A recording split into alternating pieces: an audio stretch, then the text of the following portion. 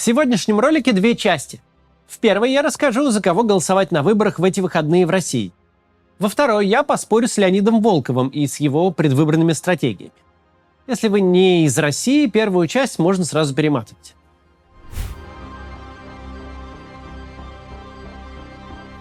Итак, выборы. Региональные выборы — это, конечно, не федеральные и не президентские. Это не особо весело. Их, конечно, могут нарисовать, никого почти не допустили, общество в апатии сейчас. Но все же, сходить в соседнюю школу несложно, а вставить пистон власти вполне можно и на таких. Ведь если голосов против в урнах не будет, то и не нужно будет ничего фальсифицировать. Если у вас в регионе проводятся выборы губернатора, голосуйте за любого кандидата, кроме единоросса, или портите бюллетень. Чтобы победить, единорос должен набрать более 50% от бюллетеней, которые лежат в урнах. Чтобы вы в урну не закинули, все считается. Пустой, много галочек, ну или за кого угодно кроме. Старайтесь голосовать бумажно, особенно в Москве на выборах мэра. Тут стоит делать то же самое. Кто угодно, кроме Собянина, или испортить бюллетень. Если у вас местные выборы и вдруг имеется кандидат от Яблока, голосуйте за него. Яблоко ведет кампанию за мир и свободу, остается на антивоенных позициях, так что почему бы и нет. Особенно интересные списки у них в Екатеринбурге, Псковской области и Великом Новгороде. Но голосовать за Яблоко стоит везде. Если вы из Щербинки или вообще из Новой Москвы, там есть интересные команды и не только от Яблока. Пройдите по ссылке в описании и посмотрите. Если вы из Екатеринбурга и у вас в округе нет кандидата от Яблока, тоже сходите по ссылке в описании. Там список с рекомендациями Леонида Волкова, который когда-то был там депутатом. Важно понимать, региональные выборы — это не президентские. Президентские в 24-м — это момент, когда все общество будет решать, нужна ли России вообще путинская система. Региональные сегодняшние воспринимаются всеми как просто какая-то возня внутри этой системы. На выборах депутатов Екатеринбургской городской думы или на электронных выборах Собянина систему не свергнешь. Все это понимают, и поэтому внимания к этим процедурам мало и ходят на них очень мало. Это не тот момент, на который стоит возлагать большие надежды. Но все же, если где-то спрашивают, против ли мы Единой России и Путина или нет, нужно всегда идти и говорить, что мы против. Тем более, что это ничего не стоит. Поэтому, если голосование есть, выскажитесь. Ну вот, а теперь ко второй части. Про стратегию Леонида Волкова на президентские выборы 2024.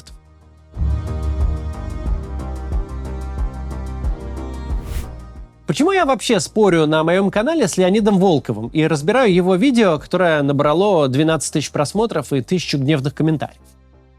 Дело в том, что Леонид, по сути, политический директор команды Алексея Навального. Он оказывает большое влияние на стратегию очень важной политической силы, без которой будет очень сложно собрать общественную коалицию, чтобы выступить против Путина в 2024 году. Стратегии Леонида часто довольно сложны для восприятия. Без 100 грамм не разберется даже магистр политологии. Сегодня мы попробуем разобраться в них и пооппонируем по существу. Основной тезис Леонида Волкова звучит как ответ на вопрос, почему мы не можем попытаться нанести Путину максимальный ущерб, максимально вложившись в одного единственного кандидата.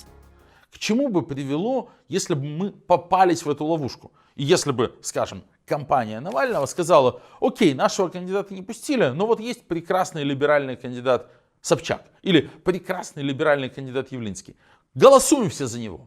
Сказать-то бы мы это сказали, но, как есть такая политическая пословица, голоса избирателей не гриб, и воздушно-капельным путем они не передаются. Подавляющее большинство тех людей, с которыми мы поговорили, сконтактировали в ходе всей кампании в 2017 году, не прислушались бы к нам, не услышали бы нас. Потому что Собчак и Явлинский не их кандидаты. Их кандидатом был Навальный. Эти голоса невозможно взять и переложить в корзину другую. Конечно, самые продвинутые, самые упрямые, самые доверяющие активисты сделали бы это. И на это и расчет. Допустим, Навальный мог бы набрать 30%, а может быть и 50%, и 1/10 часть самых лояльных и преданных послушали бы его призыва, даже если бы он призвал проголосовать за Ксению Собчак.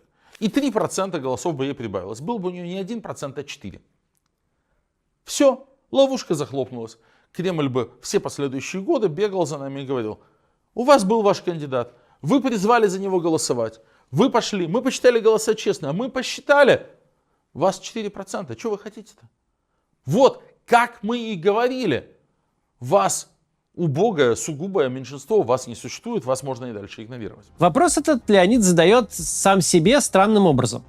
Он рассуждает об электоральном мероприятии, которое нас ждет в марте будущего года, но оправдывается за действия команды Навального в 2018 году, когда они объявили бойкот. Объясняет, почему тогда ни в коем случае нельзя было поддерживать почему-то Собчак.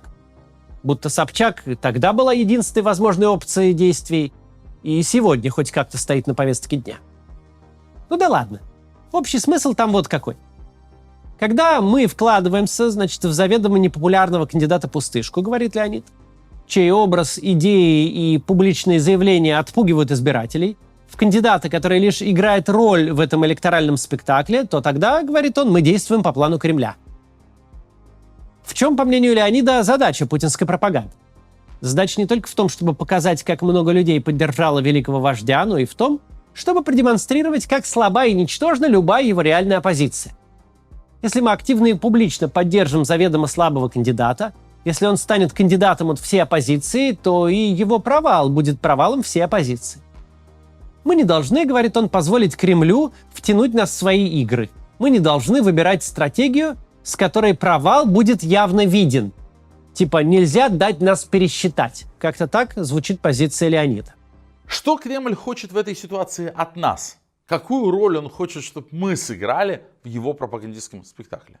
Кремль-то прекрасно знает, что никаких 90-95% поддержки нет. Слушайте, даже сейчас абсолютно официозный ВЦИОМ, рейтингом и опросам которого вряд ли можно доверять, тем не менее показывает, что 20-30% россиян стабильно против Путина и против войны. На самом деле их больше. Рейтинг Путина сейчас меньше 50%, хотя, к сожалению, еще не сильно меньше 50%. Более половины россиян не хотели бы видеть Путина переизбранным после марта 2024 года. И эту реальность Кремлю надо вот как-то закамуфлировать и скрыть. Самый правильный способ добиться этого — создать на нас с вами сильное давление, а потом попытаться создать такую ситуацию, в которой нас можно будет пересчитать. Не очень понятно, при чем тут 2024 год, и кто собрался нам подсовывать потенциально протестного кандидата. Но идея плюс-минус ясна. Нас втягивают в игру по таким правилам, чтобы мы точно проиграли и потом над нами поглумятся. А мы типа не должны втягиваться. Ну давайте разбираться. В режиме типа нынешнего российского любой кандидат, кроме того, чью победу надо обеспечить всенародным голосованием, это пустышка. Не пустышка в таком мероприятии просто не сможет принять участие. Потому что регистрируют кандидатов не для того, чтобы с ними конкурировать, а для того, чтобы их триумфально разгромить. Но нам-то это должно быть совершенно неважно. Неважно, что думает о своих перспективах даже сам кандидат. Неважно, какими мотивами руководствовались организаторы, когда его регистрировали.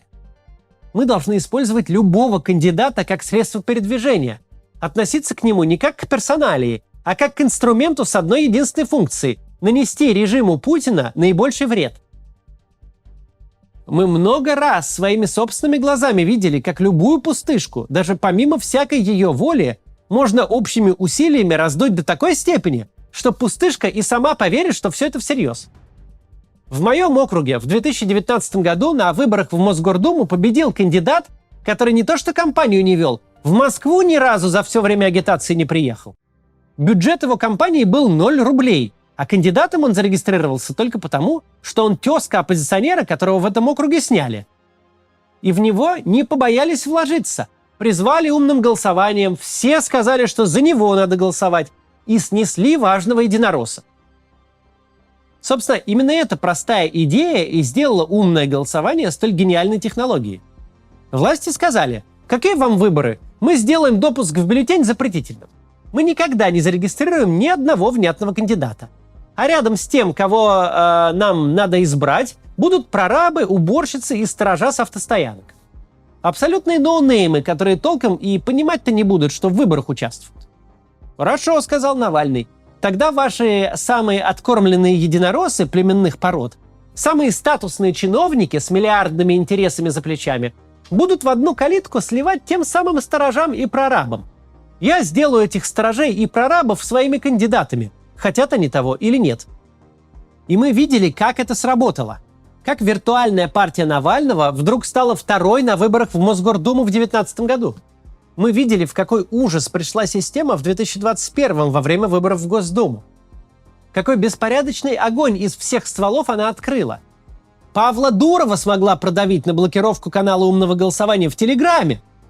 Менеджеров Гугла взяла в заложники, чтобы ролик с Ютуба снести. Ничего подобного даже после фильма про дворец Путина не было. Государство металось, как хорек, застрявший в стиральной машине. Идея оказалась столь мощной, что никакие блокировки, ни даже посадка Навального ее не загубили. Неоспоримый факт заключается в том, что список Навального, который люди пересылали друг другу в личку, который практически невозможно было где-то опубликовать, этот список выиграл выборы в Государственную Думу в Москве. Да, победу украли посредством Дега, вопросов нет. Но именно потому и была убита репутация московского Дега, ведь очевидную победу кандидатов от умного голосования пришлось переворачивать почти во всех московских округах у людей, не связанных между собой. Политический заключенный был настоящим политическим актором, он выиграл столицу. На фоне всего прочего, немногие этот факт осознали в полной мере, но неплохо бы его зафиксировать и запомнить. Гениальность умного голосования в том и состоит. Навальный смог найти дыру, которую система не может заделать. Невозможно проводить выборы единственного депутата из единственного кандидата. А пока в бюллетене есть любой второй кандидат, кривой, косой, красный коммунист или коричневый имперец, его можно сделать кандидатом протеста. Причем чем ничтожнее этот кандидат и чем меньше он известен, тем более убедительной будет победа. Не получится списать успех Навального на успешную кампанию кандидата, который никакой кампании не вел и даже из города уехал. Наша автократия существует четверть века, и четверть века она проводит электоральные мероприятия. Бесполезно искать какие-то конвенциональные пути сместить верховного лидера на его лидера при выборах. Все очевидные лазейки, которые оппозиция могла бы обернуть в свою пользу, давно и успешно законопачены, забиты досками и для верности еще и залиты бетоном.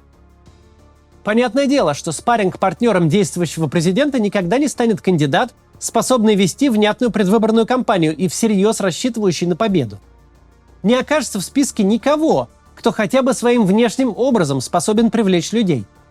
Для кремлевских политтехнологов это прямо отдельная задача на 2024 год – собрать вокруг Путина такую кунсткамеру, таких слизких упырей, которые вызовут одинаковое омерзение и у самых кровожадных зетников, и у нас с вами. Тут задача не в том, чтобы побеждать в условиях народного карнавала. Тут задача, чтобы на эти рожи смотреть было нельзя. Чтобы они всех ненужных людей с участков распугали. Представление, что в 2018 году у нас не было кандидата, в которого можно успешно вложиться, но в 2024 году такой кандидат появится, это верх наивности. С большой уверенностью можно предположить, что в этот раз в списке будут такие кандидаты, что по сравнению с ними не то что Ксения Собчак и Григорий Явлинский, даже какой-нибудь Павел Грудинин, просто новый Джордж Вашингтон. Мы не сможем выдумать себе другую реальность. Наша реальность такая, какая есть. Задача властей на этих выборах не сводится к недопуску каких-то там кандидатов. Теперь властям нужно обеспечить недопуск избирателей на участке. А для этого от списка кандидатов должно нести помоями за 3 квартала. Именно с такой реальностью нам придется иметь дело, другой не будет. На данный момент ясно одно. Если организаторы выборов изо всех сил гонят наших сторонников от избирательных участков, значит, мы должны также упорно призывать людей на эти самые участки явиться. Быть может, с течением времени откроются какие-то другие окна возможностей. Например, возникнет кандидат, скажем, от Яблока, который дойдет по крайней мере до сбора подписей. Тогда под это дело можно будет замутить большую общественную кампанию. А может, положение на фронте станет критическим, и властям придется таки пойти на мобилизацию и поднять против себя мощный общественный протест. Тогда кампанию нужно будет строить на этом протесте. Может, опять у кого-то фляга свистанет, и снова чьи-нибудь танки окажутся на пути к Москве. У нас уже 1,5 года сплошной сезон черных лебедей. Так что все может быть. Но мы на них рассчитывать не можем. Все, что мы можем, это прямо сейчас максимально мотивировать сторонников участвовать в процедуре этой и максимально снижать на ней рейтинг Владимира Путина. Мотивировать оставлять подписи, убеждать семью и соседей, искать аргументы и, да, мотивировать идти и голосовать. Если мы будем делать нечто обратное, Если мы будем демотивировать сторонников, то никакой черный лебедь нам не поможет. Мы его просто не поймаем. Прямо сейчас есть гигантский ресурс, и кажется, его никто не видит. Точнее так, все о нем говорят, но говорят вроде как в пустоту и не слышат сами себя. По самым официозным соцопросам, минимум 20% российских граждан не устраивает текущее положение вещей, и они не хотят продления статус-кво. Минимум 20% уже сейчас не проголосуют за Путина ни при каких обстоятельствах. Вопрос лишь в том, придут ли они на участки, сможем ли мы до них достучаться. Если соотношение сторонников-противников статус-кво и будет меняться, то точно не в пользу сторонников. И для этого вывода не нужно быть великим политологом. Нынешний статус-кво – это нестабильность. Статус-кво – это опасность для жизни. Статус-кво – это безостановочный кипиш, постоянная накачка нервиком. Даже если исключить все вопросы войны и мира, всю угрозу мобилизации и всю непосредственно войну, просто представьте себя на месте человека из аполитичного большинства, человека, который смотрит телевизор и воспринимает из него информацию. Что это за информация? Уже 1,5 года в телевизоре ни слова о нормальной жизни. Уже 1,5 года телевизор вопит на тебя, как резаный. Мочить, убивать, возродить СМЕРШ, бросить ядерную бомбу, всех загнать на фронт. Все содержание общественной жизни – сплошная некрофилия. Сколько ты не прогоняй из головы мысли о политике, Путине и войне, но перспектива еще 6 лет жить, сидя на раскаленной плите – это совсем не то, что можно легко себе продать. Доля российских граждан, с которыми мы можем говорить, доля представителей пассивного большинства, на которых сможет влиять активное меньшинство, по мере приближения к марту будет только расти. Доля людей, у которых, может, и нет никакой внятной позиции, но есть очень простой вопрос. Когда все это закончится, будет расти. И мы должны сказать, дорогие граждане, при Путине это не закончится точно. С Путиным будут еще 6 лет абсолютной жути. К вашему сыну сейчас 12, через 6 лет ему будет 18, и его смогут забрать на войну. Так что, может быть, кого-то другого выберем? Все-таки как к процедуре не относись, а на билбордах-то написано «Выбираем президента». Так может, все-таки кого-то другого попробуем? Имея в руках такой ресурс, мы должны всячески желать, чтобы нас всех пересчитали. Чтобы, наконец, стало понятно, какую долю общества все задолбало. Сколько россиян так сильно не хотят продолжения, что готовы голосовать за кого угодно, главное, против Путина. Такой кандидат или сякой. Такая форма участия или другая. Это все вопросы чисто технологические. В кого вставить соломинку и изо всех сил надуть лягушку до состояния не такого уж ужасного принца, мы как-нибудь сообразим. Главное, что надо понимать, у нас есть чем надувать. Потому что сегодня речь не про то, каковы у наших граждан политические вкусы.